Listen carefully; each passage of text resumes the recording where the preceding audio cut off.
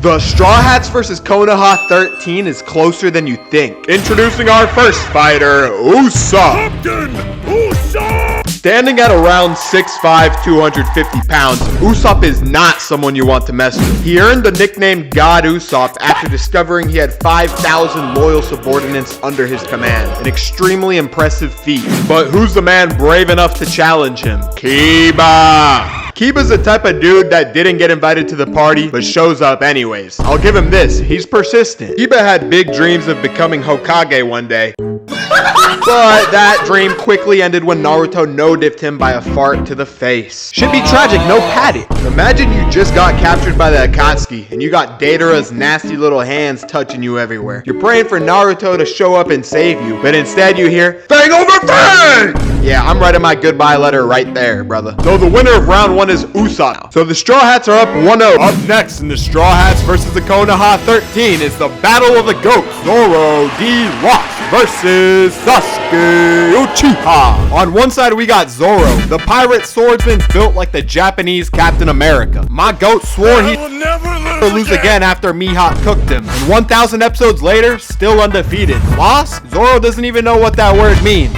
And then there's Sasuke, the walk-in crash out himself. Bro's been fighting authority since birth. Sasuke pulls out the Sharingan early, reading Zoro's moves like I was reading Solo Leveling. Sasuke lands a clean Chidori, and he hits his casual little smirk, thinking he's him. But Zoro tanked that hoe like it was just a mosquito bite and starts tying his YN do-rag. Sasuke starts throwing out Genjutsu, but Zoro just gets lost and somehow stumbles his way back into reality. Sasuke laughs and throws a giant fireball at Zoro, but Kinemon already taught Zoro how to split flames. This makes Sasuke heated, literally. PTSD from his daddy issues starts kicking in while he looks at Zoro's godly physique. In desperation, he whips out his Storm 4 ultimate, Kirin. Sasuke starts tweaking and pulls out the Susanoo thinking it's wrapped, but Zoro cuts it clean through like it's Thanksgiving turkey. Zoro takes the dub and the Straw Hats are up 2-0. The most requested matchup so far, the Battle of the Goons. Nami versus Sakura.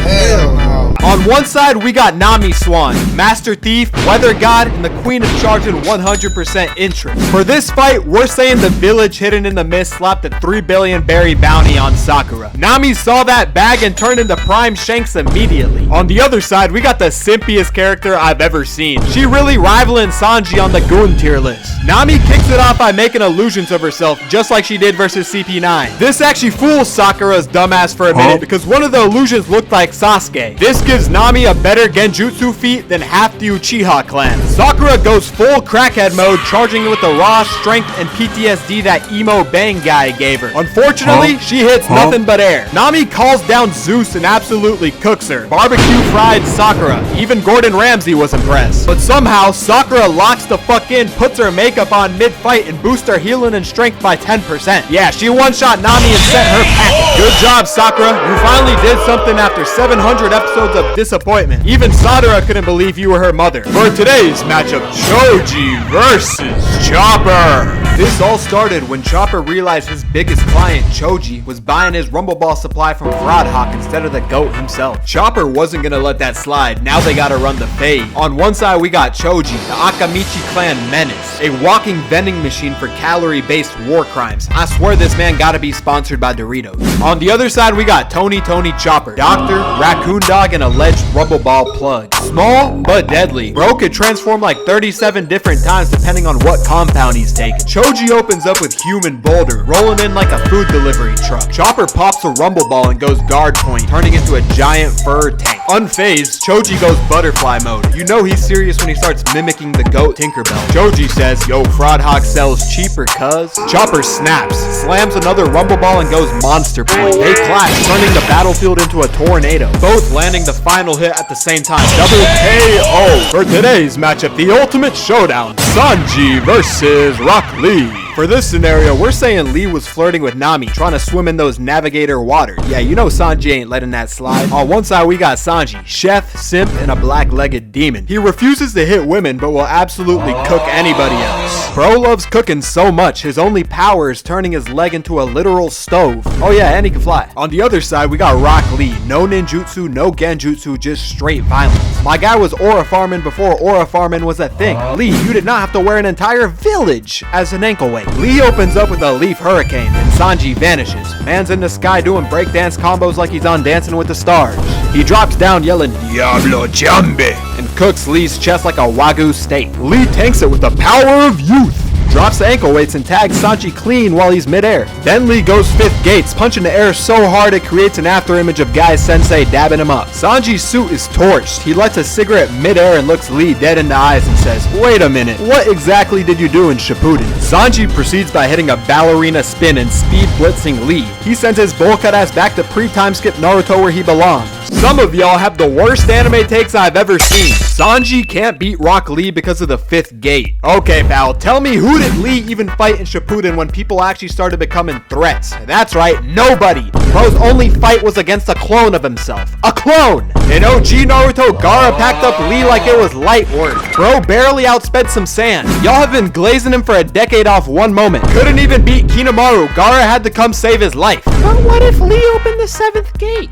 Cool, he gets 5 minutes of power before he's left in the hospital for using it. That's not a flex, that's a liability. Meanwhile, Sanji, just as fast or faster, he can fly, turn invisible, and has an unbreakable exoskeleton. And he regenerates. He's basically got a Susanoo with 0 side effects. The only thing I'll say is that Lee could probably beat post-Wano Sanji. And for the people crying about how Boruto characters are moonbusters, that's adorable. You really think Oda's gonna blow up the moon in a world where ocean tides literally matter for the plot? I don't know if you haven't taken science class yet, but you need the moon for the ocean to work, buddy. Naruto's world consists of 5 villages, while One Piece's world is 7 times larger than Earth, and has sea creatures bigger than fucking islands, just casually swimming about. Hey, but what do I know? Let's settle this in the comments. Next up, the Battle of the Fists. Neji versus Jinbe. On one side, we got Jinbe, the first son of the sea and a walking tsunami. He doesn't just throw hands, he throws the entire ocean. Just look at his fishman karate. Bro's basically the owner of the salty Splatoon. And then there's Neji, the Hyuga prodigy. Bro had so much aura, they rewrote the entire Hyuga clan because of him. His weird ass eyes, those babies give him 360-degree vision. Nobody's sneaking up on Bro. Neji activates Byakugan and his veins are bulging and vision is sharper than ever. He circles Jinbe searching for a weak point, but all he sees is a goat covered in armament hot. Jinbe plants his stance, calm like the ocean before a storm. Neji strikes, gentle fist, aiming at every chakra point in Jinbe's body. The strikes land and gentle the fist was. Jinbe didn't even budge. Your fate is sealed, Neji mutters. Jinbe's eyes narrow as he says, the sea has no fate, it flows where it wills.